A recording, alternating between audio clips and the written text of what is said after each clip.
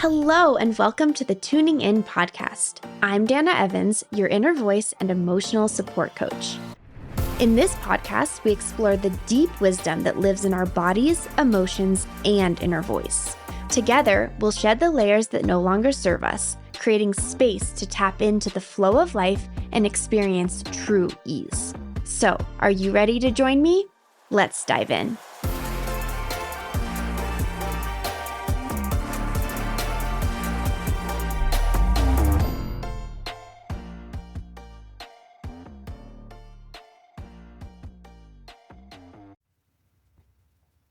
Hello, and welcome to another episode of the Tuning In podcast.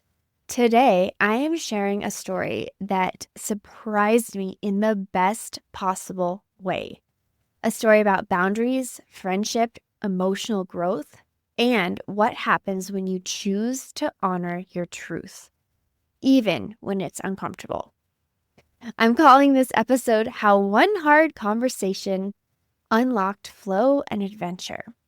This is one of those stories that starts feeling really uncomfortable, but ends with deep peace, synchronicity, and lots of joy. So let's dive in. A few weeks ago, my longtime friend, who I have known for over 30 years, was planning to come visit me. I was excited. She's adventurous, vibrant, and always up for something fun. I'd been looking forward to hosting her, spending quality time together, and catching up. But then I got a surprise.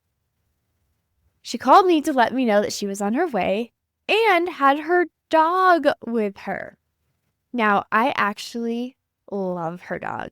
He puts all other dogs to shame. He is sweet, he is mellow, he's obedient, he's adorable. But, as you know, I have a cat, Mia, who is the queen of our house. She's sensitive, territorial, and our one and only pet. She doesn't do well with visitors or animals. And this house is her sanctuary. It's her territory, the yard as well. So the moment I heard that my friend was bringing her dog, I felt that old familiar tension rise within me. My husband was upset because he's so protective and caring when it comes to our home, our energy, and of course, Mia. The dog's presence would definitely disrupt that. And we'd basically have to lock Mia away in our bedroom for 3 days. Suddenly, I was feeling that inner push-pull. Do I say something or do I just make it work? This is where I noticed that old pattern surfacing, one that I have lived out so many times. The part of me that wants to smooth things over, avoid conflict, be the good friend, the chill host, the part of me that would have swallowed the discomfort and just gone along with it, quietly managing the stress underneath. But something within me stopped that pattern in its tracks. It said, wait, is this actually an opportunity for me to be more easygoing and flow with life? Or is this inviting me to step into my boundaries and face a hard conversation with love? I really sat with that question and opened up to either answer being the best and right for everyone involved. Looking at it this way really changed everything. There was no right or wrong. I just had to get curious. What was the moment asking me to grow into? I looked over to my husband, and I really could feel the stress that it was creating between us. And that was the moment that I got clear. I said to myself and to him, whatever decision we make, it's going to be for us, not against or in defense of anyone or anything. I trust that this can be a loving decision that creates more harmony, not separation. That this can actually open us up to connection and not conflict. That intention set the tone and shifted everything for me. because it broke another pattern, the one where I see things as black and white, someone being right or someone being wrong. That mindset used to protect me, but it also has kept me stuck. This wasn't about blame or fault. It was about care, clarity, and trust. So after some time contemplating this and sitting with it, writing about it, really getting clear with myself, I picked up the phone and called my friend and gently offered a new solution. In fact, it was one that John had thought of in the first place, which was, hey, what if instead of staying at our house, what if we stayed at a pet-friendly hotel together? It was really uncomfortable to say, but I also brought love and clarity and levity into the situation. I didn't want her to feel rejected. I wanted to feel grounded and kind. And the crazy thing is, y'all, she responded so well. In fact, she was honest with me and told me that she was feeling over-socialized, a little bit peopled out, and was needing a little alone time and possibly an adventure to get out of town. That's when things started to click. After some back and forth and communication about what actually might work best for all of us, she actually found somewhere for her dog to stay that first night, a friend of hers that she was already visiting in that moment. I could not have planned this. Like, this is alignment. This is unfolding. We couldn't have really thought or planned that. It just happened. Then her Airbnb host allowed her to shift her dates earlier. And with that, we reshaped our plans. From 3 nights staying at our house and visiting the town of Santa Fe to a shorter and sweeter road trip together, one that my friend so beautifully thought through and planned. And honestly, it really is better than our original plan. The moment I honored my truth, everything started to fall into place. She came over that first afternoon and we felt so calm and connected. We did a sunset bike ride while she rollerbladed. John set up the fire pit for the first time in our backyard, and we had a delicious dinner that came together with so much ease from a combination of leftovers that she needed to use up and things in my fridge that I threw together. And she even told me the next morning that sleeping at our house that night was the best sleep she'd had her whole trip, which of course totally warmed my inner hostess heart. And then the next day we set off on a mini desert road trip. We were able to pick up her dog from the friend's house. It was like her dog had a little adventure of his own. We picked him up. We grabbed my favorite burritos from a food truck in town. We grabbed some snacks from a grocery store. And then we turned on the literal radio and hit the road. And immediately the synchronicities started. Right away, the first song that played on the radio was from Nelly, one of our favorite rappers back in the high school days. And we were singing along with the song. And then about 15 minutes out of town, we legitimately saw a billboard that was for either an artist or a comedian, I don't remember. And her name was Sarah Evans, which was a combination of our names. While we were also on the trip, we spotted elk, and later on, there was a road runner guiding us down the street. The weather was perfect. The hike that my friend found was unbelievable, leading us to the most gorgeous hot springs that felt like a private oasis after a 2-mile hike.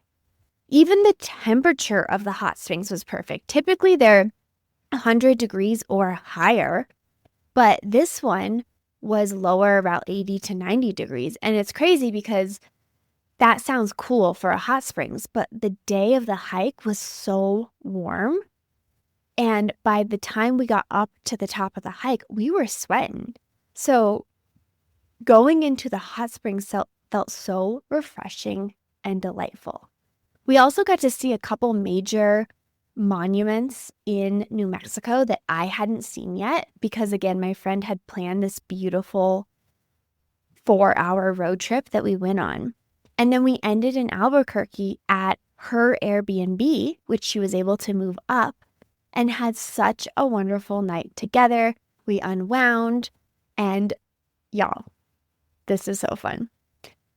When we were, I'm not sure how old we were, truthfully, but we were probably like 13 or 14.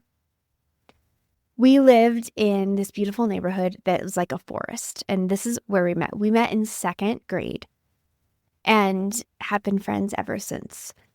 But both of us decided to buy a GoPed. So that's what they were called back then. So a motorized scooter. Now I think they're just called scooters, but a motorized scooter. And we both bought those with our own money. And because our neighborhood was like a forest, we didn't have sidewalks. And it was like, we were like, I don't know, a mile or two away from each other. And so we'd get our scooters, we'd phone call each other like in the morning, in the summer. We'd decide what time and where to meet up with our scooters.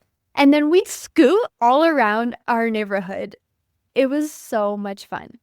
I don't know if I've been on a scooter for probably 15 years. So on our way home, we walked to dinner. We had a beautiful walk to dinner, had a delicious dinner. And on our way home, we both decided we'd feel a little bit safer if we didn't have to walk home. After making one last stop, we turned the corner and literally 2 of those rentable scooters were just sitting on the sidewalk as if they were waiting for us to get on. So we checked out the scooters and had the most delightful fun time scooting home. It was motorized. I mean, it was such a full circle moment. Honestly, it felt like the whole trip, the universe kept saying, see, you're on the right path. Keep going. Keep playing. At one point during the trip, I did have this realization. This trip is something I'm experiencing with my friend, not for her. This is huge for me as well. Because in the past, I would have seen myself as the host, the planner, the accommodator. But in this version, we were equals. We were both getting what we wanted and needed, and we both had room to be who we are. When you're in relationship with someone for so long, you have to make space for the growth and evolution of that person. You can't be who you were in the past, and you can't expect them to be either. She's spontaneous and easygoing. I like structure and find a lot of joy in finding the best places. We saw those differences play out even when we picked a coffee shop. I wanted to go to my favorite place in town, but she found one within walking distance.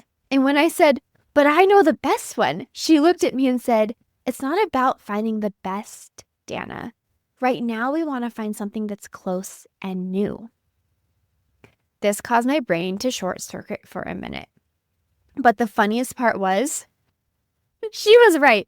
Her spot was great. I might even think it was better than the spot I've been in the past.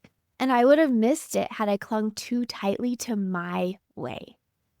I even realized maybe I don't need to work so hard to make everything perfect. Maybe good enough can be magic too. If you know me, y'all, that's a huge light bulb moment. There were moments of the trip, of course, where we activated each other or rubbed up against our differences. And in one point, my friend joked, she's like, we're bickering like we're an old married couple. I'm like, well, we kind of are. But I, in particular, didn't overthink and obsess over it, which was really beautiful. And I didn't even try to defend or prove or even control situations. I held space for discomfort and was able to move through it. And I suspect she was too. And then after the trip was complete, when my ego wanted to come in and say, let's dissect what went wrong or what's different or what you should have done differently, I actually didn't feed it. I detached, I dropped it, and I really held the essence of let this trip be what it was: beautiful, imperfect, intimate, and complete. My big lesson from this whole experience was we can break a pattern and let it bond us, not break us.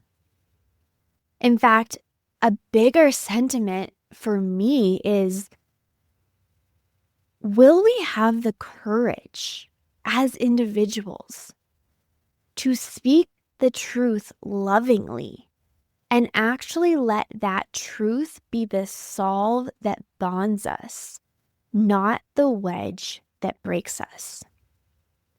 And that's what this trip was. It was a small moment that became a big shift. A decision made from truth, not from fear. A friendship strengthened through realness, not performance. And that's what I want to leave you with. Even when stress or tension shows up, can you hold the bigger picture? Can you see the overarching harmony unfolding, even inside of the discomfort? And can you trust that your truth won't ruin everything? It might actually be the thing that sets you free. If you're standing at the edge of a hard conversation, a boundary, or a brave moment, I hope this story encourages you to trust yourself. Truth doesn't actually start with conversation. It starts with clarity. Flow doesn't always come from going along with things. Sometimes it comes from going against an old pattern, letting the pieces fall and watching how life rearranges itself around your clarity. So thank you so much for tuning in. I love sharing these moments in life where something seemingly small that can feel really big inside, a little trigger can really throw us off. But when we're able to hold on to the bigger picture and to see the love and joy and to not let our ego and defensiveness and wounds be what speak, but really the love that is underneath it all, how much life can sparkle even in the difficult times. I'll continue sharing stories like this.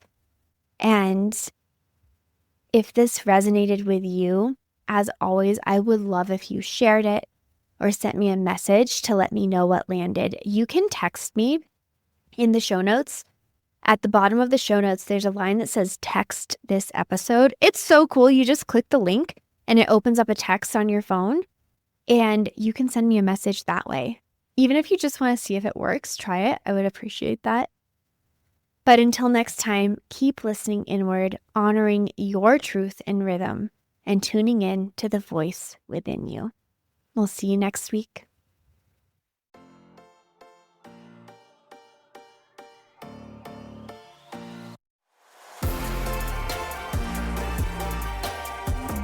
Thank you for joining me in another episode of the Tuning In podcast. If you loved this episode, please rate and review it or share it with a friend. If you want to go deeper into the realm of emotions and learn the language of your body, check out my audio course, Emotions Decoded, at alignful.com/audio. As always, you can follow along with my journey on Instagram at Dana_Evans. See you next week.